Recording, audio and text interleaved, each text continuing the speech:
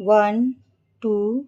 3, start. Sri Ravikant, learned senior counsel, submitted that the notice under section 13(2) of the Act was with regard to the two properties located at Agra and Noida, and that possession under section 13(4) of the Act was only confirmed to one property located at Agra, and the procedure adopted by the respondent bank was patently illegal. The learned counsel submitted that since the notice had been issued under section 13(2) of the Act for two properties, the respondent bank were legally bound to take the possession of both the properties and could not take possession of one property only,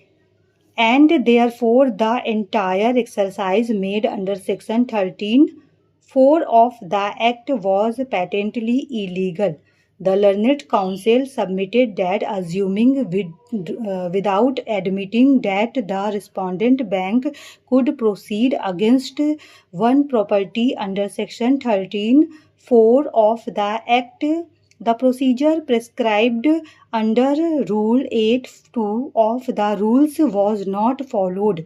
inasmuch as there was only one publication in the Hindi newspaper Dainik Jagran, whereas the rule contemplates mandatory publication in two newspapers.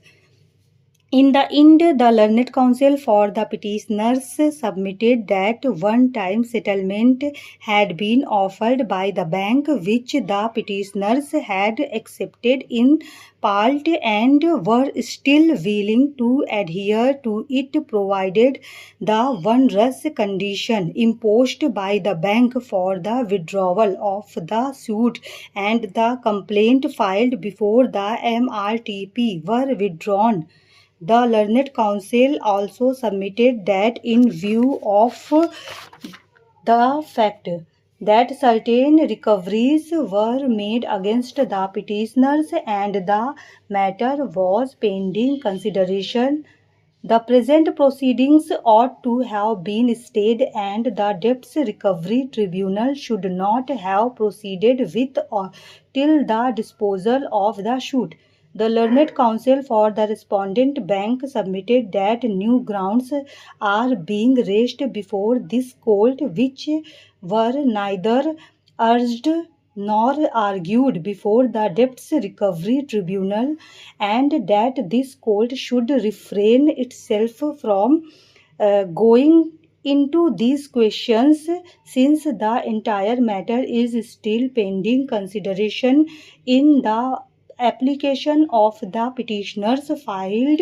under section 17 of the Act before the Debts Recovery Tribunal.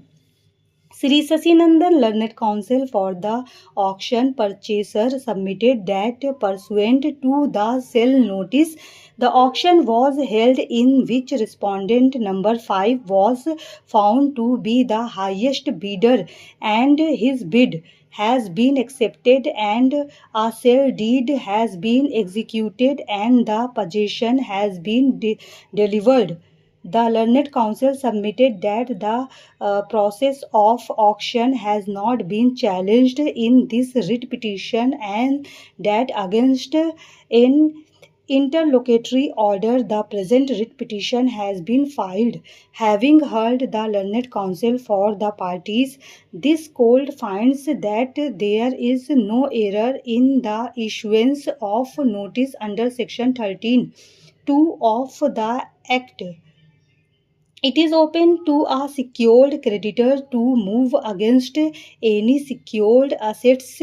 and it is not essential that all the secured properties should be put to sale simultaneously. Stop.